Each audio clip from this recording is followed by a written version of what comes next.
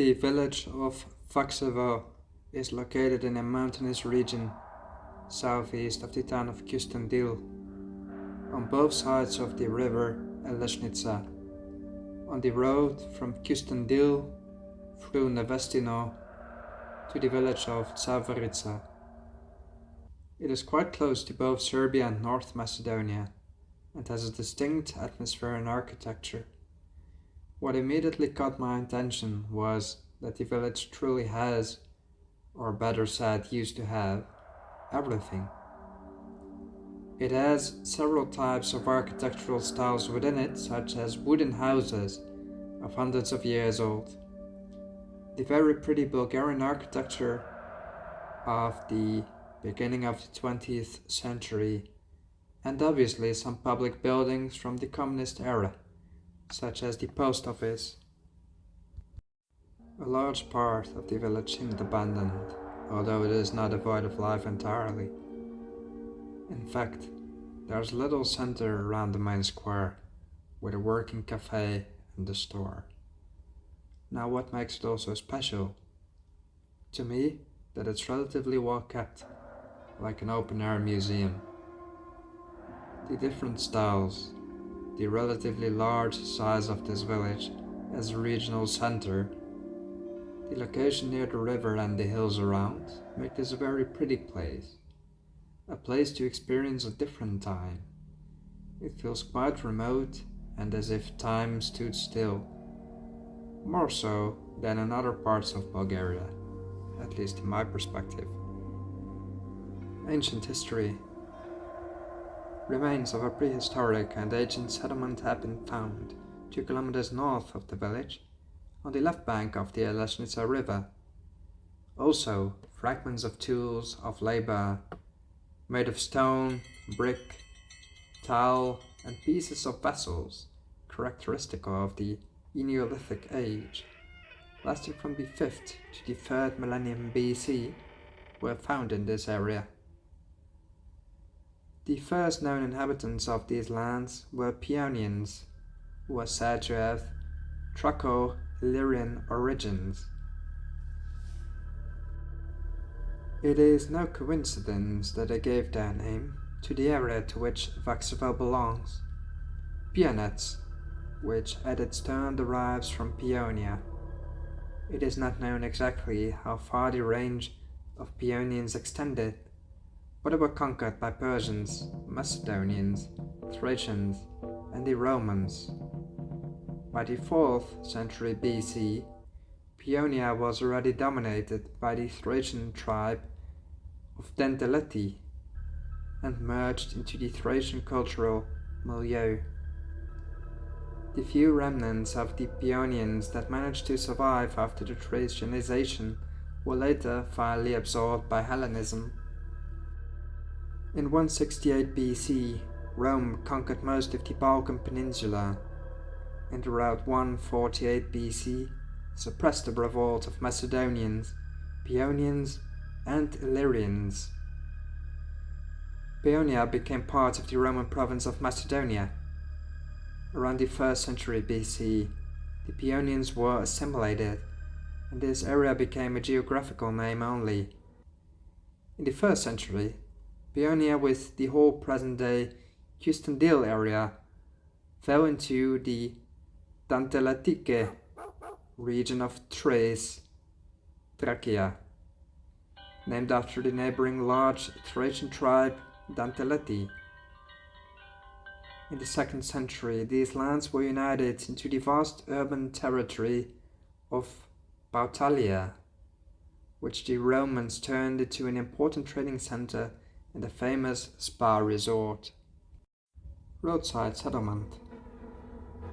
Probably as early as the Paeonic period, an important road passed through the valley of Elesnica and that of Rečica, and to the south through the Black Rock Pass, which in the Roman era became one of the main thoroughfares of the Balkan Peninsula. It connected Constantinople, modern-day Istanbul, with Philippopolis, Plovdiv, Pautalia, which is Kustendil nowadays, Stobi, an ancient settlement, that only has excavations remaining in modern-day North Macedonia, and the Adriatic Sea. This road became known in more recent times as the Drumo, the Drachka Road, or the Arnautian Road. The activity of transport links and intensive economic life are attested by the numerous coin findings in the area.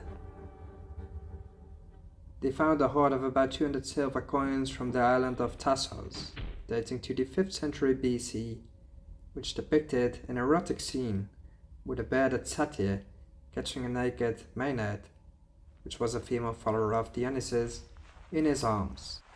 The Byzantines.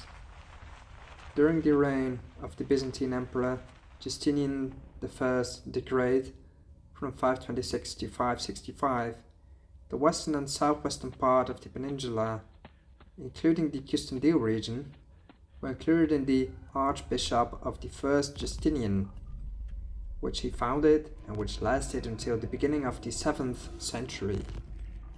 The proven presence of a late antique settlement in Vaksevo and the remains of ancient buildings known to locals as churches and venerations, although not examined by specialists, are all cues that give reason to assume the existence of churches as early as the early Christian era, from the 5th to the 6th centuries.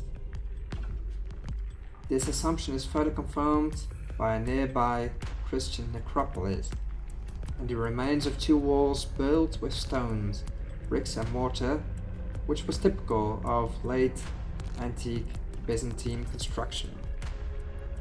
In the 5th to the 7th century, Byzantium was subject to massive invasions by barbarian tribes who ravaged the lands south of the Danube. Slavs then settled along the Struma Valley and probably in the Pianets region as well. The area of the upper Struma River was included in the boundaries of the first Bulgarian state under Khan Krum from 803 to 814. After the conversion to Christianity, nearby Velbasht, then the name of Custodile, became an important cultural and spiritual center. At the beginning of the 10th century, near the village of Skrino, near Vaksevo, the Ruan monastery was founded, where Saint John of Rila was monasticized. Ottoman rule. In 1373, the despotate became vassal to the Ottoman Empire. A despotate, referring to a despot dom, is the exercise of absolute power in a cruel and oppressive way. The region's last Christian ruler was Constantine Dragash from 1378 to 1395. He was the son of despot Dejan and son-in-law of the Bulgarian king Ivan Alexander. The principality finally ceased to exist in around 1427, when its territory was inherited by the Ottoman administrative until the Custodile Sanjak, a Sanjak being an administrative division of the Ottoman Empire. The last ruler of despotism was Yusuf, probably a stepson of Constantine, or his native son, with the Christian name Stefan, also a despot, converted to Islam. It can be assumed that the final fall of Pianets to Ottoman rule occurred roughly during the period mentioned, 1427. The later conquest of the area, by approximately 50 years compared to other Bulgarian settlements, spared it from the first devastating blows of the Ottoman conquerors, such as those suffered by the Thracian area. This was somewhat beneficial for the preservation of Bulgarian identity. It is no coincidence either that many medieval Bulgarian churches have been preserved in Western Bulgaria. Nevertheless, the destruction does not pass this region by. When the Turks conquered the village, they burned the monastery, together with the other 4 churches, and the inhabitants scattered. For reference, that was not the monastery you're currently seeing on video. I haven't managed to find that one, unfortunately. There were many churches and chapels in the area.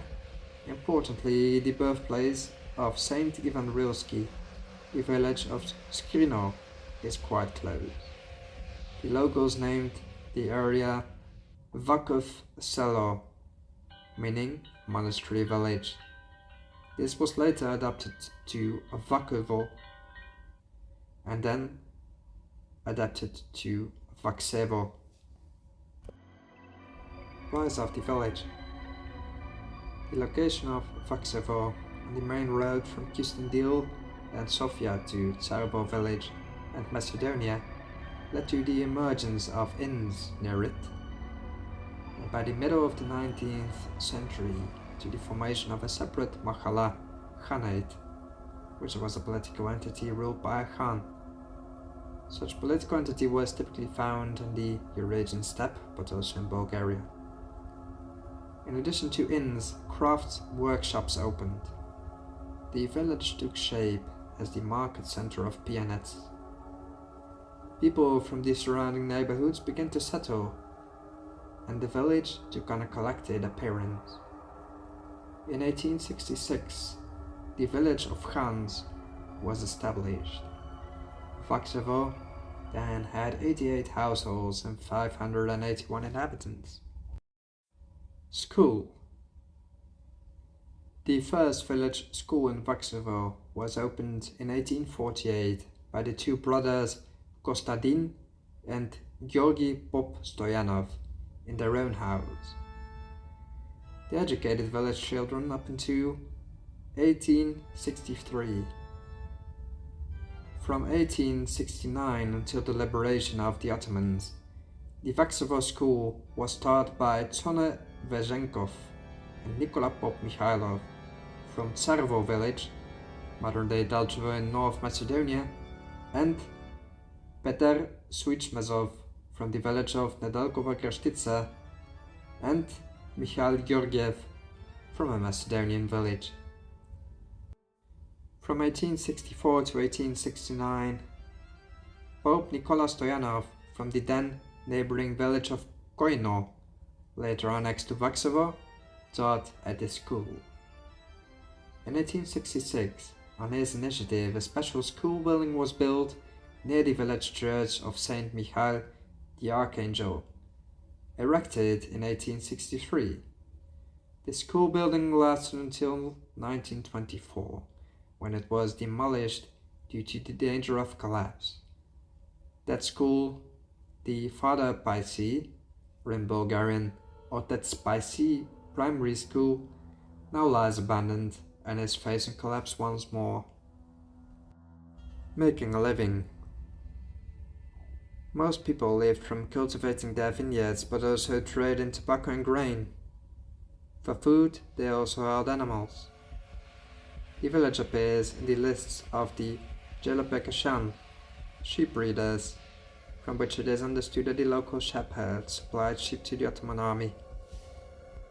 Tax records also mention the cultivation of cereals, grapes, hemp, vegetables, and the many fruit trees.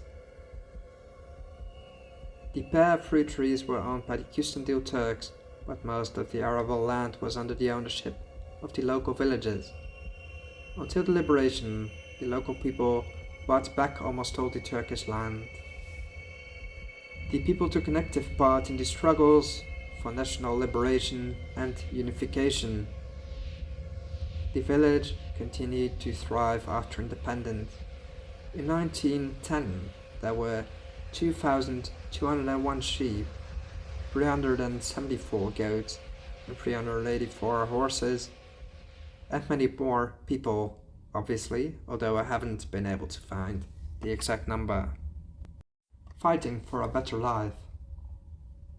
Vaksevo gave more than a few honorable sacrifices in the wars of the early 20th century, the Balkan War and World War I.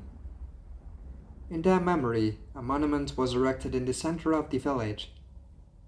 With the coming of the socialist power after the coup in 1944, A turning point in the development of the village took place with the formation of the local collective farm Eleshnica in 1956, which from 1962 onwards was part of the state farm Nevestino. The arable land and livestock was taken away from private owners, leaving large numbers of people without livelihood and forced to seek better lives elsewhere. A number of measures were taken to improve the lives of those who remained. The village was electrified in 1951 and supplied with water. 2 pumping stations were built, Vaksevo 1 and Vaksevo 2, in the 1970s. Most of the streets and the square were asphalted in 1970, and the following were opened: a workshop at the shoe factory Ilo Vojvoda,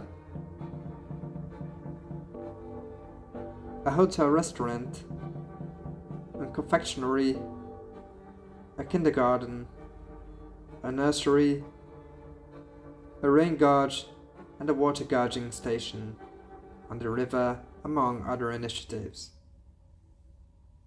After 1989, the population decline became even more dramatic. The school, kindergarten, and nursery were closed. The shoe workshop was closed as well, but a new factory was opened for the production of medicine for animals. Many of the remaining structures of the state farms and buildings are still used by villagers as either sheds or to keep animals in. In my view, cultural and rural tourism could revive the area, as well as families willing to work remotely in this digital era. Because after all, if during the thousands of years this was an ideal place to live in, even during poverty and volatile times, why wouldn't we live there nowadays? St. George Monastery. There is supposed to be a monastery nearby, although I haven't been able to locate it. The Vaksevo Monastery, also going by the name of Sveti Georgi, the St. George Monastery. The exact time when the monastery was founded is unknown. Most likely, it was during the Second Bulgarian Kingdom, from the 12th to the 14th century. 2 copper coins dated by the Archaeological Museum of the time of Tsar Ivan Asen, 1218 to 1241, were found in the area of the monastery. During digging, clay pipes were uncovered, which brought water to the monastery from the nearby karst spring at the Mikhtarska settlement. This prompted the owner of the field through which the pipes ran to dig deeper, and then he uncovered a large stone throw, something to feed animals with, a large pit, let's say. As there was always a main road through this place, it was relatively important. The monastery could have been one in a matok. Matok is an ecclesiastical embassy church within the Eastern Orthodox tradition. It could have been either led by the Rila Monastery or the Ruan Monastery, which both are quite nearby. The ancient monastery was destroyed by the Pomaks of the neighboring village of Belatikovo, and thus proved their great attachment to the new religion, Islam. The place was then used as a burial site, and another church was built. The frescoes are dated to the time after the original destruction of the monastery, when it was rebuilt. This was most likely in the 16th or 17th century.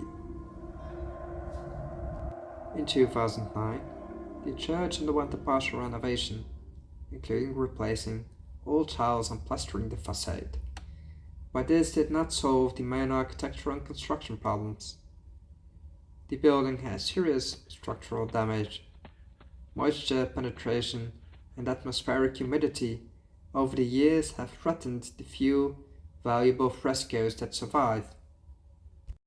In 2016, the restoration of the ancient monastery was initiated by the Holy Bulgaria Foundation with the assistance of the local church board and the town hall. The sheds you see on video now were most likely part of the Lesnica estate farm. I'm walking back to the village square right now.